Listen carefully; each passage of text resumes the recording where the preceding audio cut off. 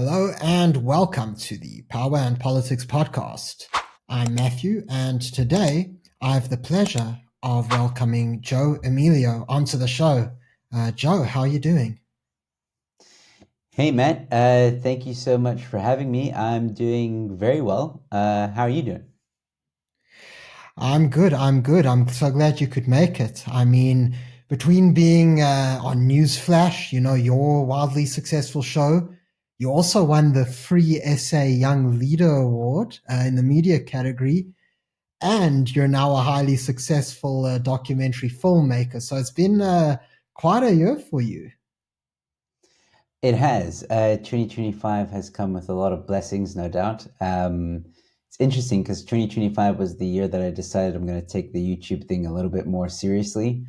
I mean, not that I wasn't taking it seriously from the beginning, but I don't know, I just felt like there was something there and I was really enjoying it. And I was like, this year I'm going to focus a little bit more on it. And everything just kind of fell in place with the awards and the documentary and just a recent rebranding. You're actually the first interviewee or interviewer that is interviewing me with the new setup. And I'm I'm honored. very It proud looks of this great. setup. Yeah. Put a lot of work and thought into this, and I'm really proud of it. It's a great reflection of what I do here, accomplishments, and who I am.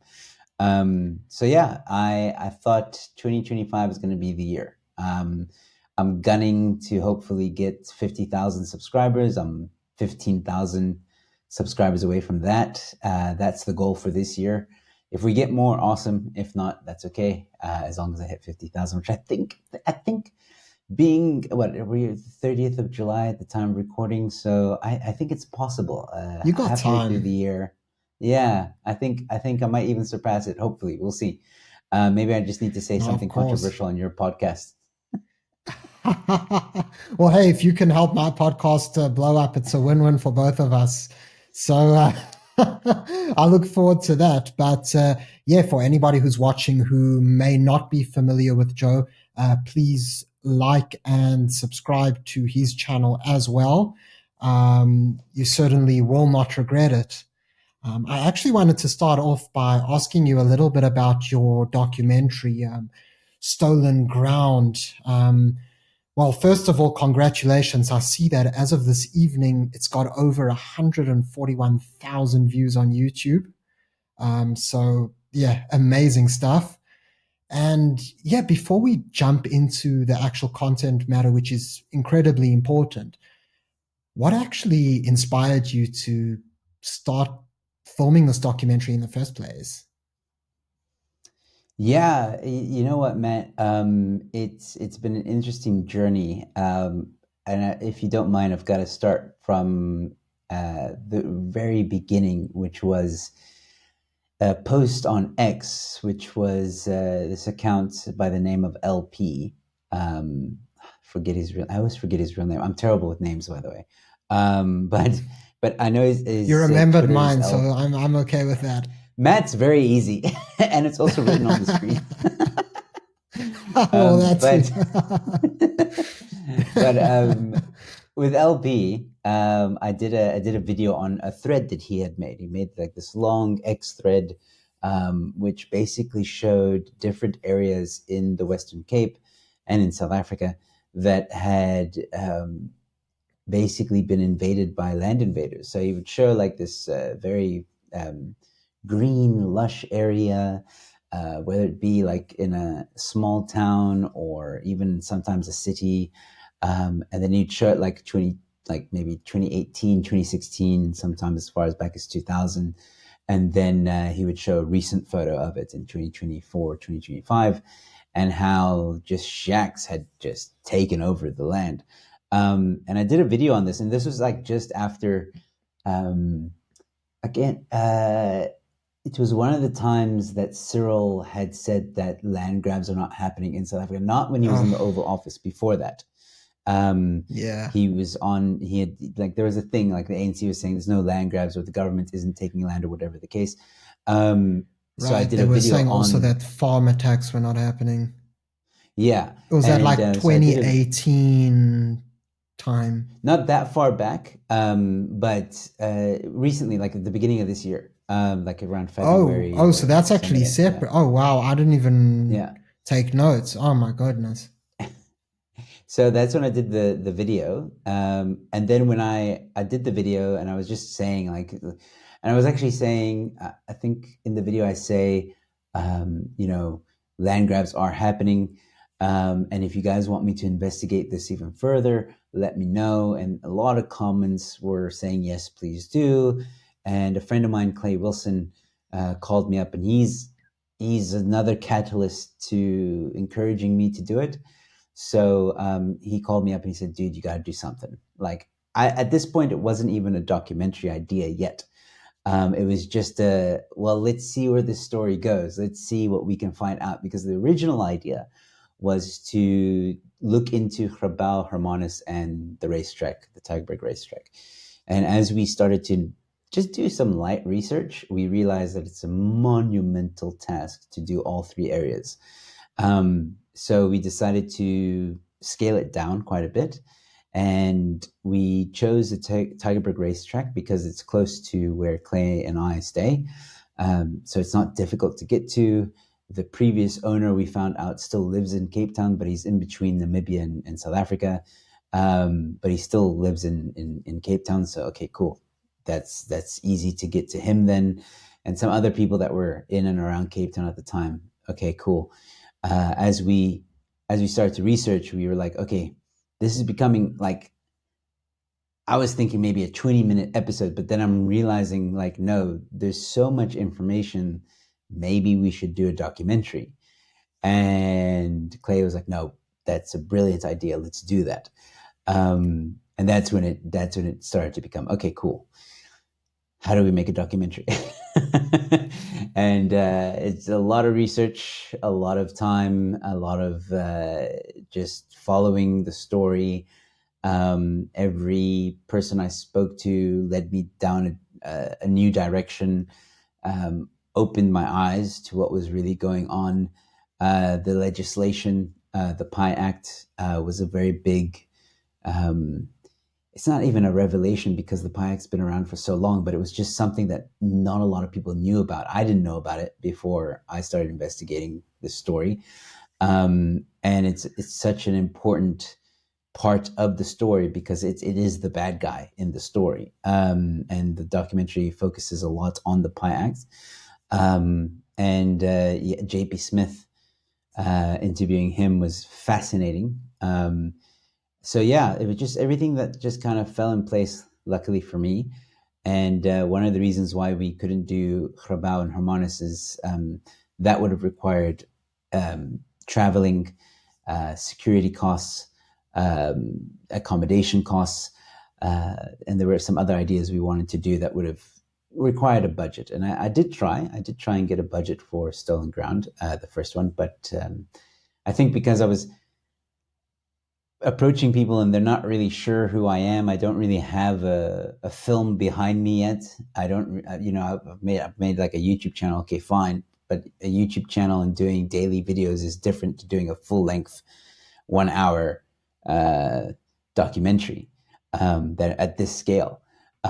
So I think people were a bit skeptical, and I understand. I wasn't offended. I was like, yeah, I mean, like I'm approaching people who don't even never heard of me, and I'm saying, yeah, give me X amount, and they don't know me from a bar of soap. I mean, I don't blame them for denying or saying or skipping on the idea. So I decided, okay, cool.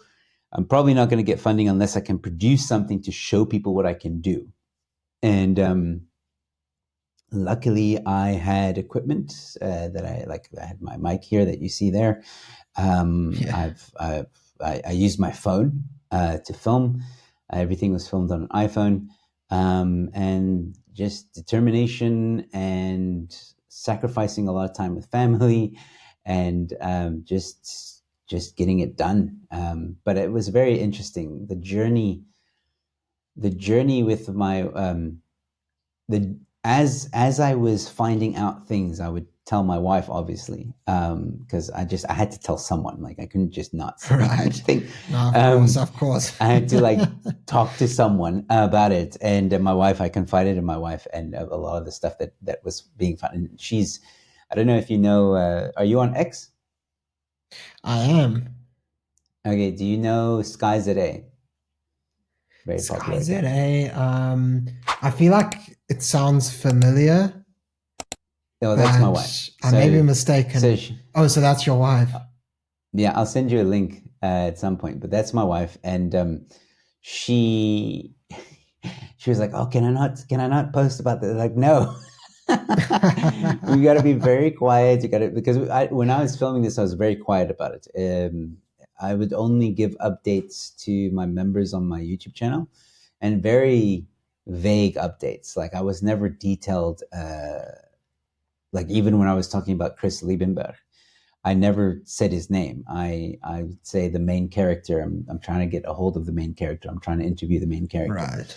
Um, for fear of sabotage, basically, which my fears were reassured, I could say, because when the documentary was about to be released, I put a website out for it, stolenground.co.za, and we found out that like they attempted to hack the website like almost 1,000 times.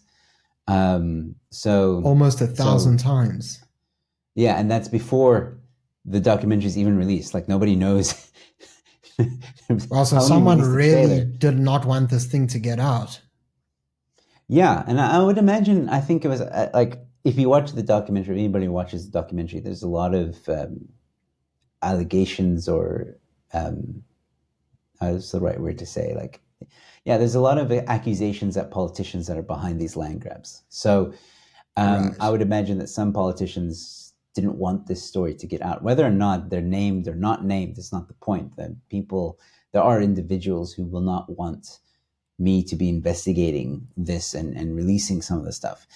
I personally think that who these nefarious individuals who saw may have seen this documentary are like, okay, it's not that bad. He's talking about the Pi Act, no biggie. Right. I didn't reveal anything. um, I think what this documentary does is it brings together a lot of rumors that people have heard. Some people have heard about shack farming. Some people have heard about the Pi Act. Some people have heard about politicians being behind it. Majority have heard about politicians being behind it. Those three rumors. But usually, unless you're in the know, like you're in politics or whatever, if you're the average South African, when I asked my immediate family and some other distant friends and stuff like that, I asked them three questions. Do you know about the Pi Act? Do you know about shack farming? And what can you tell me about land invasions? The majority said they didn't know about the Pi Act. They didn't know about shack farming. And the only thing they knew about land invasions is that it's like an overpopulation problem or an immigration problem. That was the majority of the excuses, but Right. no idea about the Pi Act. Um, so, talking about those things, I don't think I think I ruffled feathers, but I don't think I ruffled feathers to the extent of like my life is in danger. However, Stolen Ground 2 and 3, I got to be a bit careful. I had a Oh, conversation wow. earlier today. Yeah, I had a conversation earlier today. I will not mention the person's name because they want to remain anonymous. But this is an exclusive for you, by the way. I Oh, thank you. I'm honored. the person that I'm speaking to, and I just have to be careful with my words. The person that I spoke to, rather, insinuated that there are some very, let's say, individuals that everybody probably knows because they're very, let's just say, I don't want to say popular like they're a celebrity, but just people know these people. Prominent. Yeah, prominent individuals in society. And those individuals will probably not want me investigating. That doesn't mean necessarily that my life is in danger. I wouldn't go that far. Um, but what's interesting is, and I had a feeling about this when I made the Tygerberg Raceway story is that was a story on its own. It's about a guy who owned a business, made this successful raceway. It was a community raceway, again, very successful, and over a week it was gone. It sounds like in Right. Grabau, specifically Grabau, um, there are there's another story that is touched on in the raceway, or rather Stolen Ground One. I touch on this theme, but it seems like I'll have an opportunity to dig deeper into that said theme with Stolen Ground 2 or 3. I don't know which one is going to be 2 or 3, but I plan to film both of them at the same time. So I'm very excited now for Grabau. There's some very interesting things now that I've been told. And I think there might be some people now that know that I'm going to investigate that place that might want to stop me. I don't think my life is in danger per se, but they'll try and, like, I don't know, sabotage some way, which is why nobody's going to know when I'm filming. Much like with the raceway, I was very secretive. With Stolen Ground 2 and 3, I'll probably be even more secretive, just so I can get the interviews, get in there, get out. That's how I'm going to treat it. But yeah, Right. anyway, if you don't stop me, I'll ramble on and on. No problem at all. In fact, one of the questions that I was actually going to ask you, albeit a little bit closer to the end of the interview, was what your plans are for the upcoming sequels. However, as you explained, you don't want to divulge too much information, which is completely understandable given the sensitivity of the topic. So, yes, for those who are interested, who may not have seen the first movie, I will be posting a link to Stolen Ground 1 in the description box below. So anybody who's watching who is interested, please be sure to check it out. I myself have watched it twice, and I'm not normally a documentary fan. So that's how you know it's good. Oh, wow. But Thank you. yeah, but Joe, you mentioned something really interesting, which is specifically that, there were the three factors you spoke about that people generally don't seem to know about. And the first one you mentioned was the Pie Act. So, without revealing too many spoilers over Stolen Ground 1, for those who may not have seen it, could you just simply give a brief summary of what the Pie Act is and why it is so problematic? Sure. The PI Act is short for Prevention of Illegal Evictions from Illegal Occupations. It's a bit of an oxymoron, but it's in the name. It basically protects people who invade your property illegally. And not just that, the backstory of the PI Act is that in the early 90s, the ANC made this legislation in order to prevent, it was supposed to protect people, vulnerable people. When they say vulnerable, they mean like mother and child and that kind of situation, or pregnant woman or whatever. So basically, Matt, if I'm renting one of your properties and for whatever reason I lose my job or I can't pay anymore, or maybe I decide not to pay you, what the PI Act is supposed to do is to protect me in the sense of, like, you can't just evict me immediately. You can't just take my stuff out of the house and throw it on the side of the street, and you can't kick me out of the place. Even though I'm not paying rent, what the law says is, okay, Joe's not paying rent. Matt, what you need to do now is you need to go to court, and we need to go through a process in court so that you can get an eviction. It's trying to get both sides of the story basically in a very fair way, which on paper, fine. I actually have no problem with it. The issue is that South African courts are very slow and costly. Not everybody can afford to take someone to court. I'll give you a very good real life example. My aunt at the moment is looking to buy an apartment, and she found a place. She loved it. She was madly in love with it. But the owner of that apartment does not live in South Africa. He lives in Canada, I think, so, or overseas, wherever.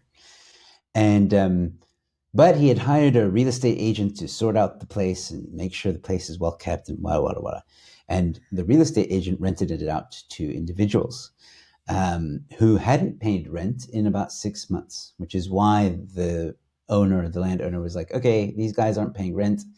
I'm not living in South Africa anymore. I don't want this headache anymore. Let's just sell the place.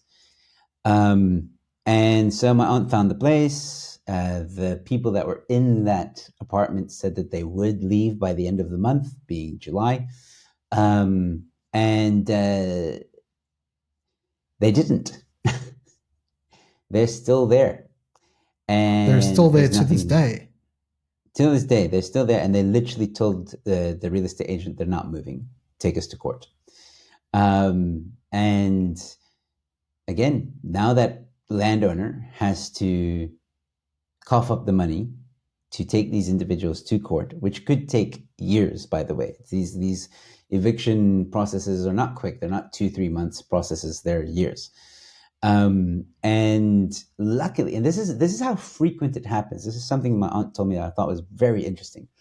When they were first, when you're about to buy a place, you have talks and you put down an offer, and you got to sign contracts and what, because the banks have to approve it and have to approve the bond and blah. So it's a whole process. Right. There's the whole legal procedure. Yes. So during that legal procedure, my aunt saw that there was a clause that said, if the tenants in the current apartment choose not to leave, right, then the deal is allowed to be canceled and nobody is held reliable for any costs or whatever. So it's on the landowner to, it's on the landlord. That's what I meant to say.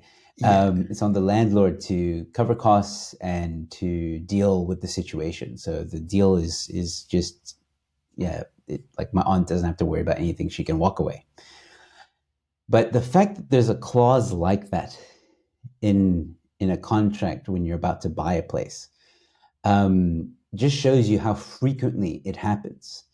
That real estate agents and the law has to come in and say, like, okay, this happens so often that we need a clause for this in case it happens again to protect certain individuals. So that's the PI Act in action. And it's a real life thing that's happening right now. My aunt, unfortunately, she couldn't take the place because the landowner landlord has to deal with it, and she has to move on. Right. And I'm really glad you gave that example. Yeah. So going back to the PI Act, like, it's all good and well to try and protect the vulnerable, right?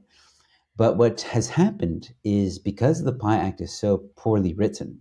I mean, for example, J.P. Smith speaks to this in the documentary, that the PI Act does not clearly define what a home is. You have other individuals, nefarious individuals, that manipulate the system, manipulate the law. And they know this. They're aware of this. So, for example, if I jump over I don't know if you stay in an apartment, but let's say you stay in a house and you have a backyard. If I jump over your fence, if I manage to do that, and you're not home, let's pretend you're not home, you've gone away for 2 weeks in, I don't know, Spain. And I jump over your house or your fence, and I put up a tent. I'm now there, right? I've now made, in this tent, I've put like a toothbrush, a makeshift bed, right. I'm getting quite kind of comfortable and cozy. You come home, and you see my tent is up, and you're like, what the hell? Who's this? You're not allowed to remove it. By law, you are not allowed to remove it. And if you do remove it, the PI Act says that without an eviction order, the PI Act says that you have to put the tent back, you have to reimburse me for the tent, and you have to give me monetary value to the tent. So it's like really ridiculous. So basically, if the tent is worth 1,000 rand, just as an example, I owe you 1,000 rand. Exactly. I can sue you. Basically, I can go to the cops and I can say, listen, this guy destroyed my house or my home, my tent. Illegally, he illegally evicted me. That's what I could say, and you'll be in trouble, not me, because you didn't go to the courts and stuff like that. You have to go to the courts. The only way you can prevent me from putting up that tent is if you stop me immediately before that tent is erected. And Right. even if I have, even if you've seen it, even if I've just erected that tent, and let's say I go to the shops because I'm so cocky now. I'm like, I'm going to go to the shops, and I've left a toothbrush and a blanket there. You still can't remove it because there's evidence that someone is occupying it. That's what the law says. So that's So it's how. a That's just a very few. loose. So there's very loose interpretations of this law. So it Yep. doesn't just have to be And like an actual normal house in the way that a normal no, person would think, that it's this four-walled structure. You could literally have that tent there with the toothbrush and the mattress, as you say, and that all of a sudden constitutes a home. yep, and that's exactly what J.P. Smith points out in the documentary: is how loosely the law has been interpreted. And he even gives an example of a tarp over your head with a little stick holding it up. That's deemed a home by the courts. So, and if you let's say, for example, it's a mother and child that are in this tent, you can almost forget about ever evicting them because the court will look at them or take sympathy with them and be like, but where else are they going to go? So they're your problem. And if you do want to remove them from your place, the only alternative you have is basically supplying them with alternative accommodation, which means you have to pay a hotel room, I don't know, guest lodge, wherever, uh, for them to leave. The court will be okay with that as long as they're okay, they're safe, they've got shelter.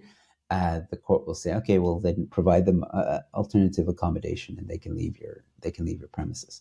So that's a few examples of the absurdity of the PI Act, and if people want to know how it is really manipulated to politically, then please go watch the documentary, because there's shack farming, there's syndicates, there's politicians involved, allegedly.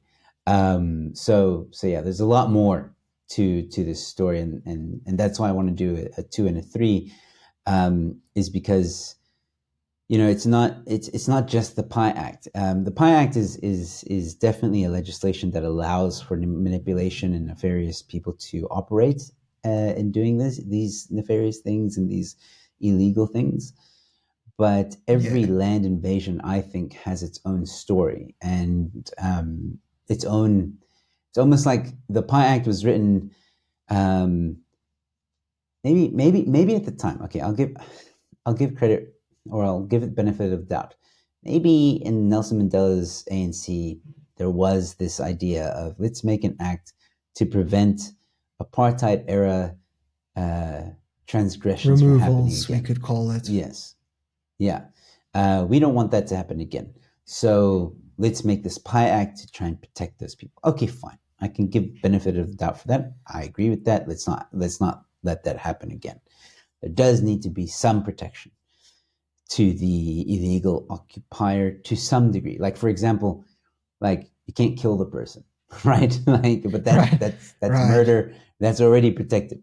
But then I But guess, anyway, Joe, the problem there is, yes, we could say that certain protections are needed, but surely those protections have to be limited, because it takes me back actually to the example you gave with your aunt who wanted to buy that property, and there were people who were there for what you said, about 6 months, correct?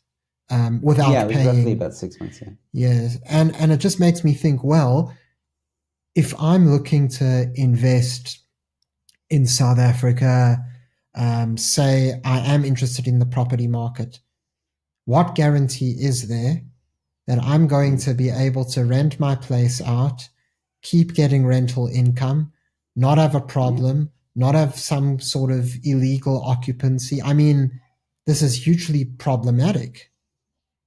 No, it is, and look, you're not Matt. You're not the first one to bring this up. I again, in the documentary, I do try and go over some solutions to the PI Act issue. And there are some political parties that are trying to find solutions. One of them is the DA is trying to change the PI Act or amend the PI Act on a national level. And the other one is the referendum party is trying to basically revoke the PI Act in the Western Cape specifically. Now, there's a lot of debate Right. as to whether or not the referendum party can do that, and a lot of question around provincial legislation and all that stuff. But it's neither here nor there. The point is that you are absolutely correct that this does harm investor confidence. People who may want to buy a house now, they think, do I really want? I mean, look at my aunt. She's discouraged now. She's like, I don't know if I want to now look for a place. Um, and she's seen my documentary as well. So when this was happening to her, she was like, it's your documentary, Joe. Your documentary is happening in real time with me. Right. Yeah, so I think the PI Act and what's happening now and what's highlighted in this documentary, I think the important thing that people need to remember is that one mustn't be discouraged. I think, if we constantly live in that state of like, well, what's the point, then you're not going to live, right? You're not going to Right. live. Or you could just go to Clifton Beach or Clifton or Camps Bay or Sea Point and just jump a wall and set up a tent in someone's backyard. You'll be fine. I'm kidding. Don't do that. Don't do that. Don't do that. I'm just kidding. But yeah, I think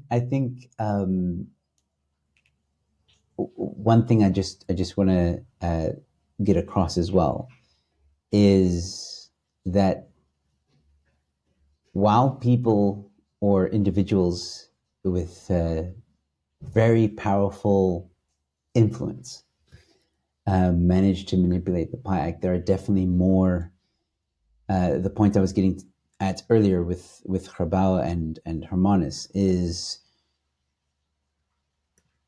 each land invasion has a story to be told, and I'm starting to pick up from Grabau and Hermanus that those ones have different motives, very interesting motives, Sure. and are, I wouldn't say completely different, because I think the PI Act, the PI Act, I'm not going to, obviously now that I've dived into the PI Act, I'm not going to go again into the PI Act with the second and third one. But there are other legislations in South Africa that also cause problems in tandem with the PI Act. And I hope to explore those in the next two. Oh wow! So it's not only the PI Act, because that was actually something I was wondering is, does that also relate to the PI Act? So you're saying there's also other ones that maybe, let's say, cross over. So it's, judging by what you're saying the PI Act plays a role as well as these other pieces of legislation. Yep. ESTA is one of them. I forgot what that's the acronym, but I can't remember the entire title. But Well, you'll tell basically, in a us in the nutshell, film, Joe. yeah. But in a nutshell, it's basically usually affects farmers. So I'm hoping this will come up in either Grabau or Hermanus. If not, then it'll come up in another story that I do in the future. But basically, it's a law that, if I remember correctly, I stand to be corrected, but uh, I'm paraphrasing heavily. Basically, if you own a farm and you've had a farm worker working on there for years, then they eventually just own a part of your land. Um, and Wow. let me be clear here: you're not giving them. You didn't have, let's say I've worked with you on a farm for 10, 20 years. I can say okay, this part of the land, this house that I've been staying in for 20 years while working on your farm is now mine. And by law, that's protected. Roughly, that's what I understand so far. And I want to dive more into that. But we'll see. At the end of the day, I go where the story goes. I go where the truth goes. If ESTA pops up, awesome. If it doesn't, other legislation and other problems will pop up as well. It's It's not just the PI Act. The Expropriation Act is also a problem, and does Right. overlap with You're the PI referring Act. to EWC expropriation without compensation. Yeah, yeah, definitely. I think Right. I think the ANC has been playing a very, very long game here, and we are seeing the slow build up to the climax. I would say, yeah. Still, maybe, This is frightening. yeah, and it should be, because one thing I wasn't able to go into with the documentary because of time, because I wanted to keep the documentary as close to an hour as possible, Right. was other legislation that is problematic. Now, let me just remember, there's a legislation about the deeds office. The government wants to know what race owns what property. So whether it's a farm, it's a vacant property, it's a house or an apartment, they want to know what race, black, white, colored, Indian, they want to know. So you have that And I think the legislation. big question is, why do they want to know? That's the Well, this is what I'm question. getting at. Yeah, this is what I'm getting at. So you have legislation that protects illegal occupiers. You have a legislation that tells the government what race owns what property. Then you have another legislation that is currently being developed and talked about that will allow the government to redistribute land according to demographics of the country. Similar to that Employment Equity Act, where they want businesses to represent with their employees, they want the amount of race. Sorry, they want their employees They to want the represent the proportion of demographics the of, races. yes, Yeah. yeah. So in the same idea, just on land. So if they see, oh, look, a lot of people in the Western Cape own, a lot of white people in the Western Cape own land. Okay, no. We got to be representative. So we are now going to take land from Whitey and give it to this African individual, for example. And that's what that bill will allow them to do. So you have that being currently in development, and then you have the Expropriation Act, which has been signed. That's now law. And yeah, those. So when you take a step back and you look at these four laws, some still to come, and then you look at the amendments to the security sector. You know that recently there was these amendments that they wanted to pass through, the ridiculous things like limiting the amount of ammo the security company could have, that every gun had to have a tracker on it, which that technology doesn't even exist. They're not allowed to use rubber bullets, tear gas, that kind of stuff. Like it's like they're not allowed non-lethal thing. They basically said they're not allowed to use non-lethal weapons to deter crowds and stuff. So you have this legislation or this amendment that really wants to cripple the private security sector, and at the same time you have this attack on private property. If you take a step back and you start looking at the bigger picture, it's like you said, it's quite frightening, which is why I say it feels like we're building to a climax of something. I don't know Right. when this will all come to fruition. I'm not saying it's going to be in the next year. I don't think so, because the ANC plays a very long game. Maybe in 5 years, this will come to, the plateau, the like, boom, here we are. This is now big crisis. I don't know. But I'm keeping an eye on all those legislations, laws, and amendments. And I, I would like to try and talk about all of them in future documentaries. But we'll see. Like I said, I don't know. I might have to do a completely different documentary on all those. But we'll see. I think I do need to try and make a point that this stuff is happening, which is why I mention it on Yes. interviews and stuff. Well, that's why I think this is so important, because I'll give you an example right now. A little bit earlier, you said how a lot of people don't really understand, for example, the PI Act, which I think was the first thing that you said people didn't seem to be aware of. I learned about the Pi Act from you, Joe. I honestly, I mean, I'd heard it in passing, but until the documentary really delved into it and what happened to Chris Liebenberg, I mean, before then, I don't think I and a lot of other people like me realized the extent of the damage which has been caused as a result of not necessarily the act, but the interpretation of the act. Also, something, Joe, that really struck me, and part of why I was saying it's frightening, is there was a point in the documentary, not to give away too many spoilers, but where JP Smith was busy telling you that there were about 12 land invasions a day that he was dealing with, or that the city of Cape Town was dealing with in 30 different hotspots. So, by the sound of it, Joe, this stuff all going on while the Tygerberg Raceway land invasion was going on? Yeah, at that specific time frame. So, what was interesting about the Tygerberg Raceway and most land invasions, including Grabau, Hermanus, and other ones, um, is that the majority of the land invasion happened during lockdown 2020. And in July of 2020, there was this coordinated attack that, and this is why, like, JP is convinced, and well, he's not convinced, he has the evidence for it, that, you know, these are syndicates and nefarious people behind these land grabs, because he's seen it, he's witnessed it, he's even interacted with these individuals. Um, so so yeah, the during that time frame of July, there were 12 land invasions happening specifically around the time of the Tygerberg Raceway, and 30 hotspots, because over the course of months, different hotspots were being invaded by land, or being attacked by land invaders.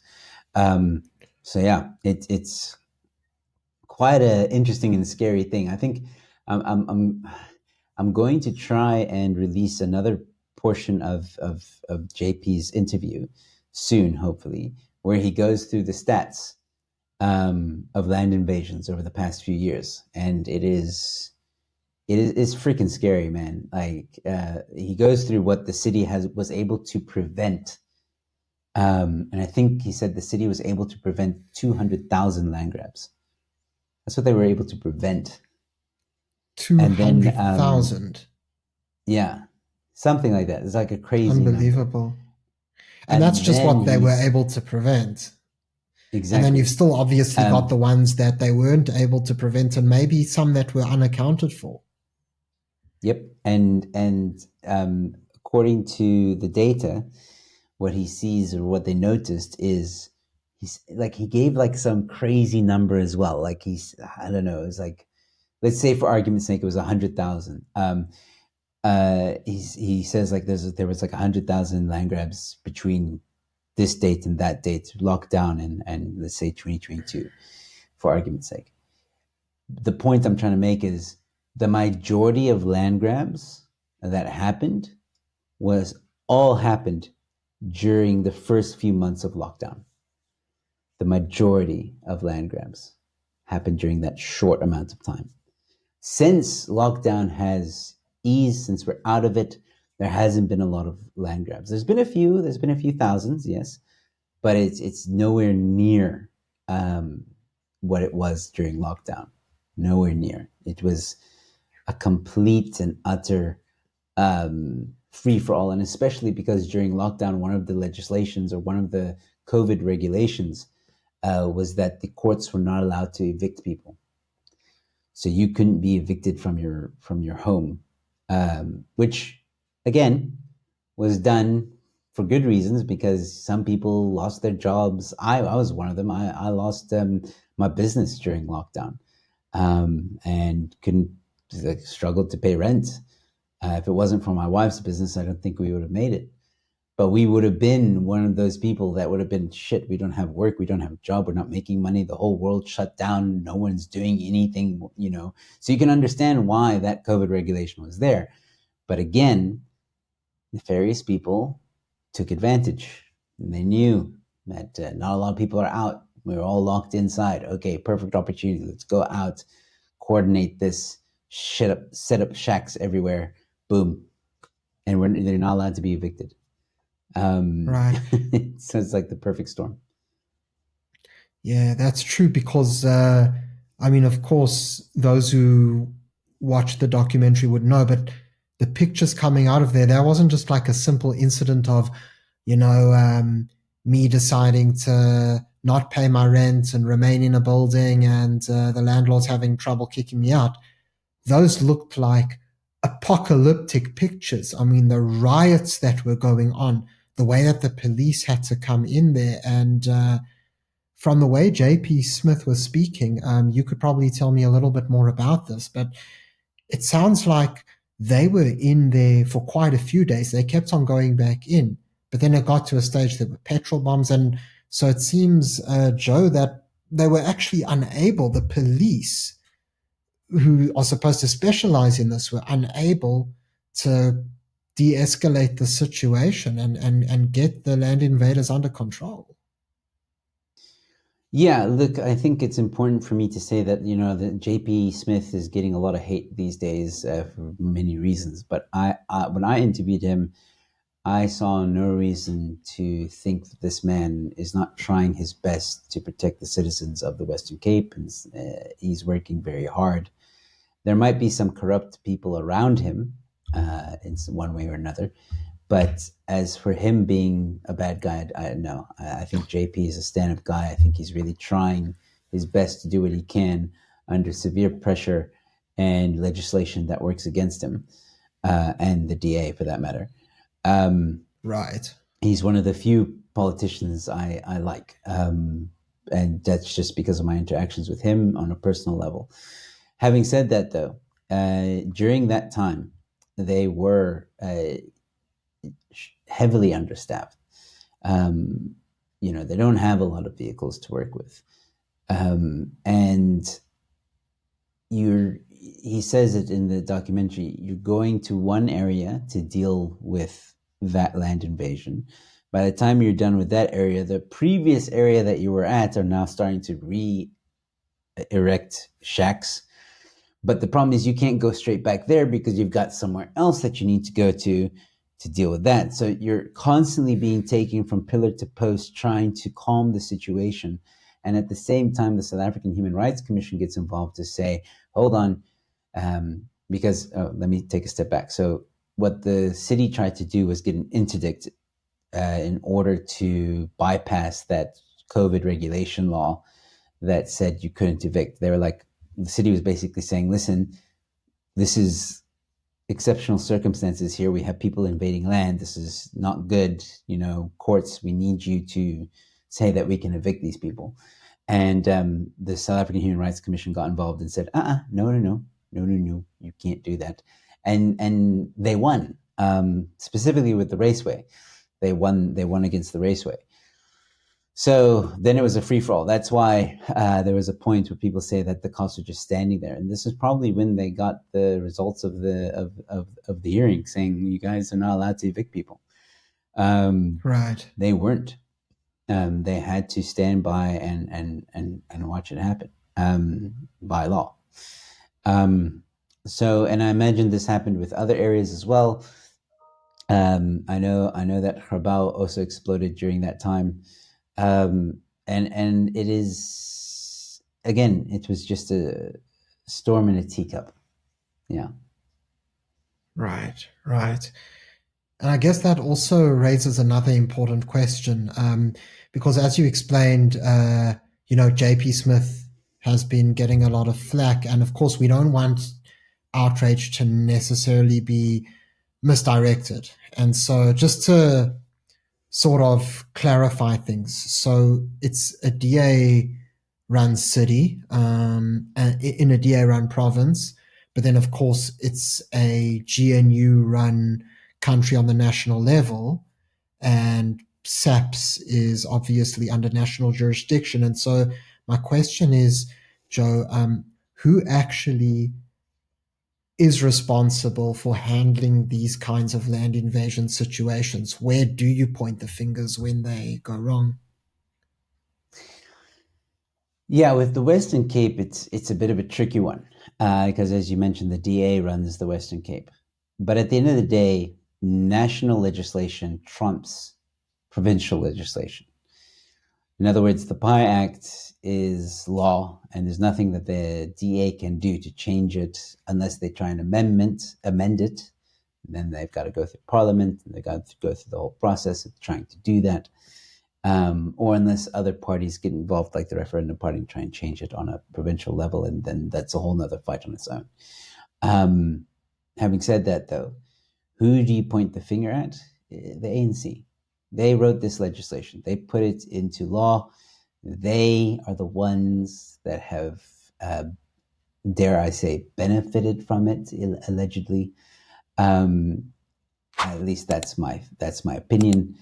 I don't think the ANC respects property rights at all. It's evident in the PI Act, it's evident in the Expropriation Act, it's evident in the legislations and laws that I've previously mentioned that are currently in the works. And so, yeah, I blame 100% the ANC. And I feel, as much as I'm not a big fan of the DA in recent years, like I said, I do have friends in the DA, and I respect them and I like them. Ian Cameron's one of them. But I'll always respect Ian, and I kind of like the DA on a Western Cape level. I don't like them on the GNU level. But having said that, I think the DA, from what I understood and what I experienced with interviewing them, is they're between a rock and a hard place. Because they do want to fix the PI Act. They do want to like amend it. They've been writing amendments for years on the PI Act, and trying to really fill in the holes of the PI Act. But they've been stumped at, or there's a roadblock every time they try and either put it through, or people don't vote on it, or they miss the voting opportunity for whatever reason, up until recently, when they had a committee hearing on it. And I think that besides trying to even fix the PI Act, when you have a province that you're trying to control, you're trying to make a better place, but you have this legislation that you have to abide to. It's national law. There's nothing you can do about it. It becomes very, very difficult. And this is a very good example would be the castle in the Western Cape, that castle in the city of Cape Town, that was up until recently overtaken by homeless people. Everybody was complaining about it. The smell, the urine, the dirtiness. This was like a national landmark, and it is being completely destroyed. And the city, or the DA, was able to finally evict these homeless people and get them out and try and revive the castle to its former glory. But people have to remember that landmarks like the castle, for example, because that's what people get confused. They think, yeah, but the castle's in the Western Cape. It's in Cape Town CBD. It's run by the DA. No. National landmarks are run by the ANC. By the national DA government. actually has, yeah. The DA actually has no jurisdiction. And you might tell me, yeah, but the DA's in the GNU. Yeah, but the majority is the ANC. And so you got to remember that part too. And anyway, Right. The castle story happened just before GNU, I think, or it was already like at the beginning of the GNU. So anyway, the fight of the castle was happening way before the GNU. And finally, the DA won basically to the rights to evict people and clean up the castle and all that stuff. So that's a successful story in the sense of the DA fighting for trying to do what they know is right. And I will give them credit for that. And I know that the castle is doing better now because I have a friend who does stand-up comedy. He runs comedy shows, and he did it at the castle for a few days. At least, okay, I'll be honest, that was about 2 months ago. So hopefully since then, The castle's still fine. I live very far from the CBD, so I'm not sure myself. But it is an example of the DA trying to fight national legislation.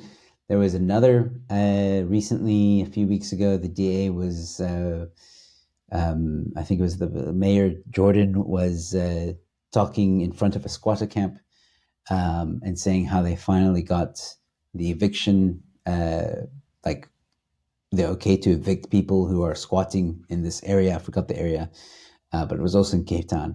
And I saw in the comment section, like, why did it take so long? Why did it take so long? And I'm like, and I'm just thinking to myself, the Pie Act, that's why it took so long. And that's the thing. Like the DA wants to clean up the city. The DA wants to make it, a nice, clean place. No squatter camps here or there sprinkled across the Western Cape. But the Pie Act prevents them from doing it. But even Right.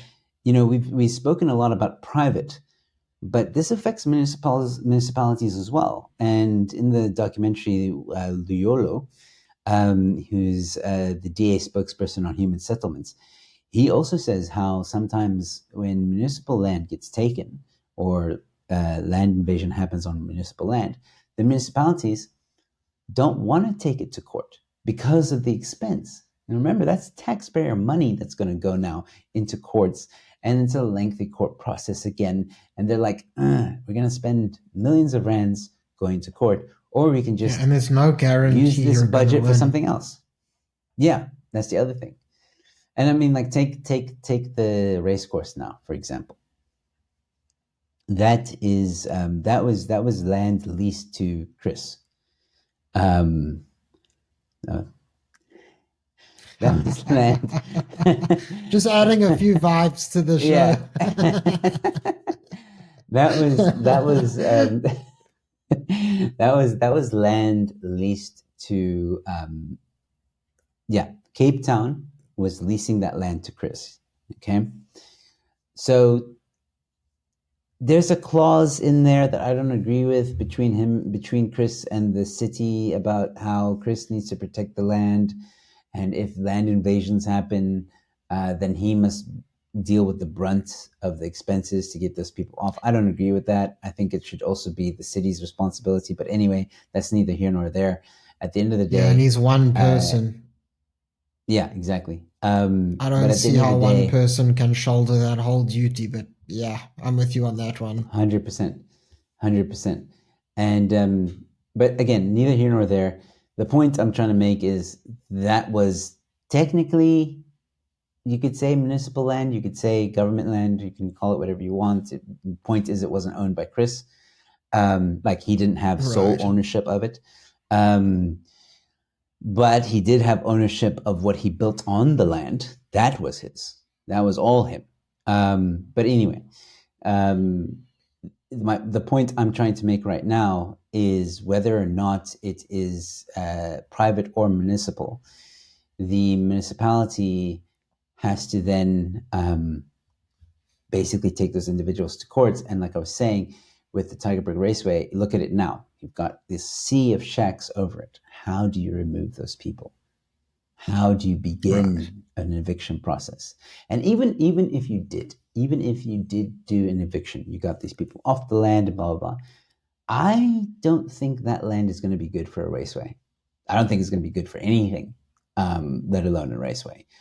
So the damage is done. And I think, that's what Luyolo was kind of alluding to as well, is like, when these land invasions happen, you're destroying the land, you're destroying opportunity, you're destroying so much. And municipalities would rather just, be like, okay, we were going to put 2 million into this land, but let's just use it for something else, whatever else. Right. And I think most importantly, you're losing. Yeah, go on. Yeah. So sorry. So one of the things that I came across is that in some instances, money gets allocated to land for housing.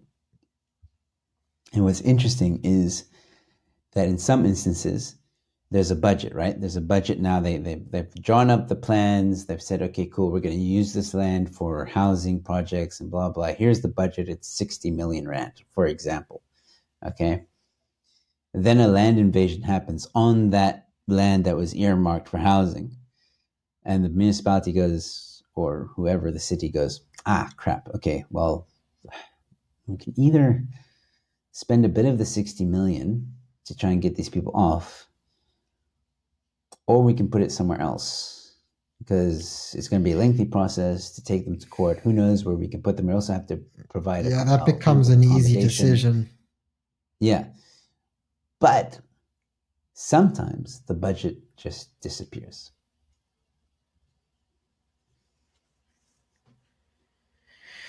So yeah, that's a bleak picture, honestly. Yeah.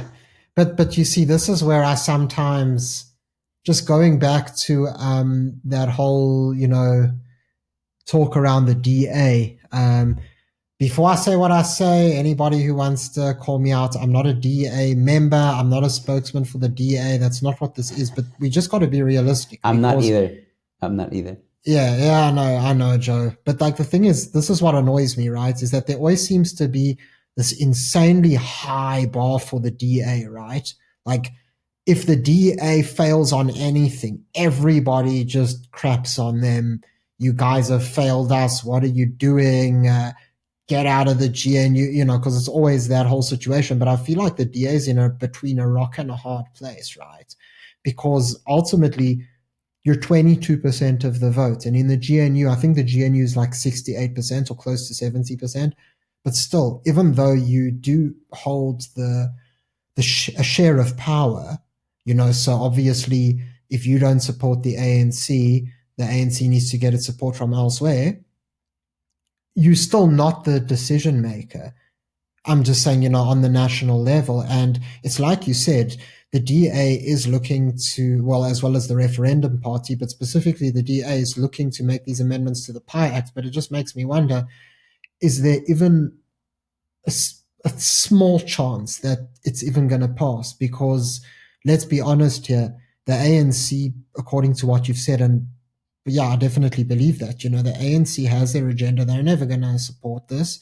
I doubt that EFF and MK would ever support this, and so we're back at square one. But yeah, I mean, that just, I guess, gets me to my next question, Joe, which is there anything that can really be done about this, outside of hoping to pass laws that just don't get passed? Yeah. I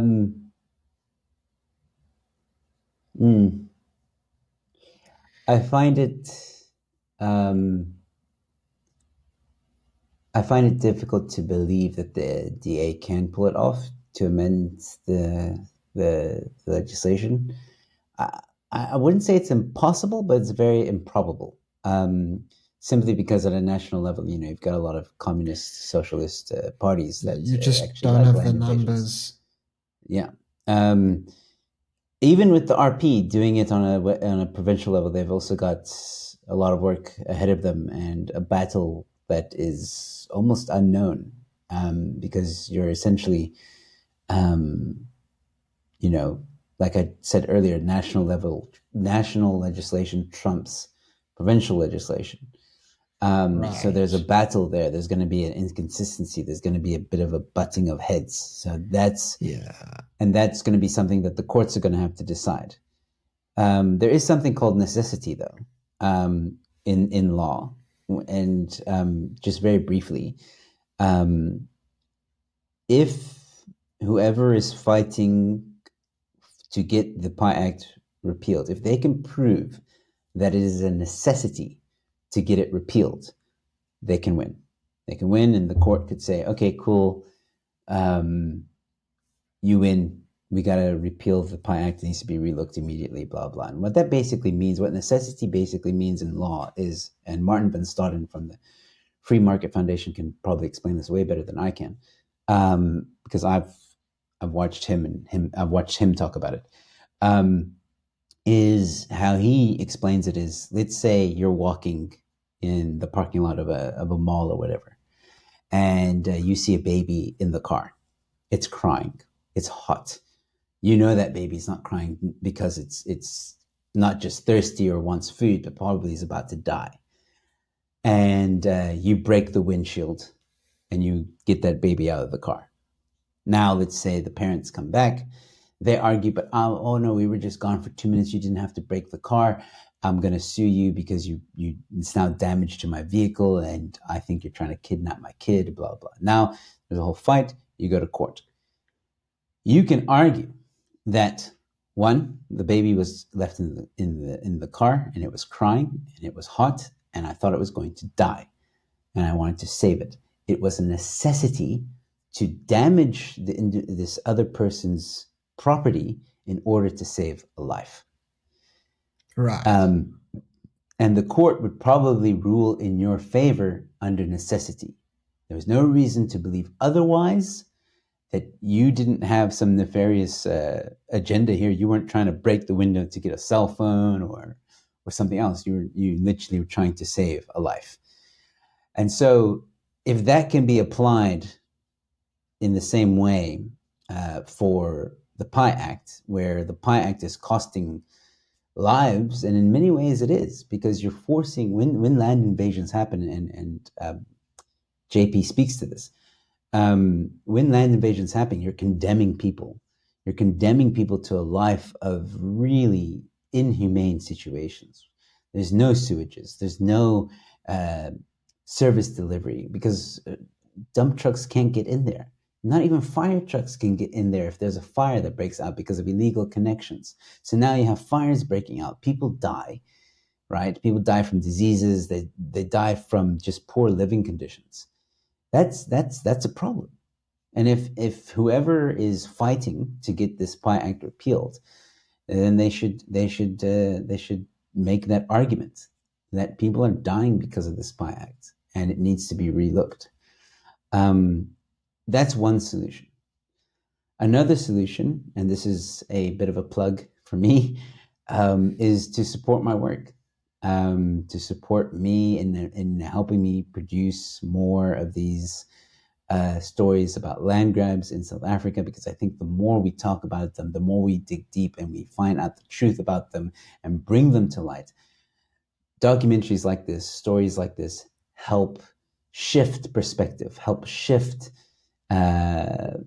not just open up people's eyes to what's really going on, and in turn start putting pressure on the people in power to do something about it. For so long, the ANC has quietly gone away with this. And they probably would have continued if documentaries like this weren't made. So that's one way to do it. Or another way to do it is to support guys like me who want to tell these true stories, bring them to light. And you can support me by going to stolenground.co.za. All the information is there. There's a Backup Buddy link. There's information on EFT if you don't want to use Backup Buddy. The goal to produce these two next documentaries is 400,000 Rand, which I know it sounds like a lot, but it's really not. If you look at Netflix documentaries, they go upwards of $1 million, not rands. So I'm really still trying to do this on a very, very small budget. I'm still going to have to pull in some favors.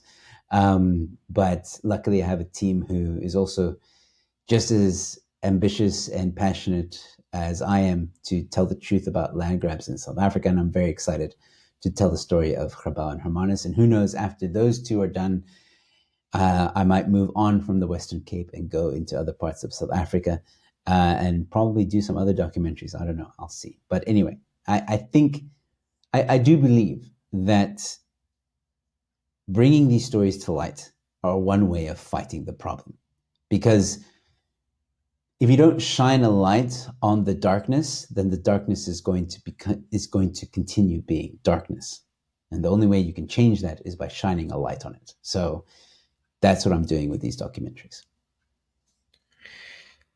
Positive message to end off, Joe. So yes, anybody who'd like to check out the first Stolen Ground, I highly recommend it. The link is in the description box below, as well as the link to the Stolen Ground website where you can donate and basically help Joe to get these next two documentaries underway. I think it's incredibly important. And yes, as you said, sometimes in order to uncover that darkness, you have to shine the light.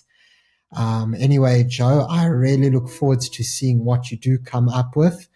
I know that you can't give away too much more information yet, but I certainly wait in anticipation, and I'm sure anyone who saw that first documentary feels that way as well.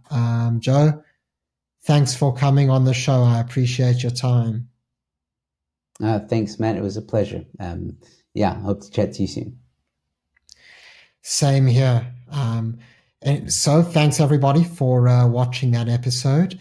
If you enjoyed it, please remember to like the video and subscribe to my channel, and also take a moment to subscribe to Joe's channel, News Flash with Joe Emilio. Plenty of exciting stuff happening there as well. Until next time, I'm Matthew, and this is Power and Politics.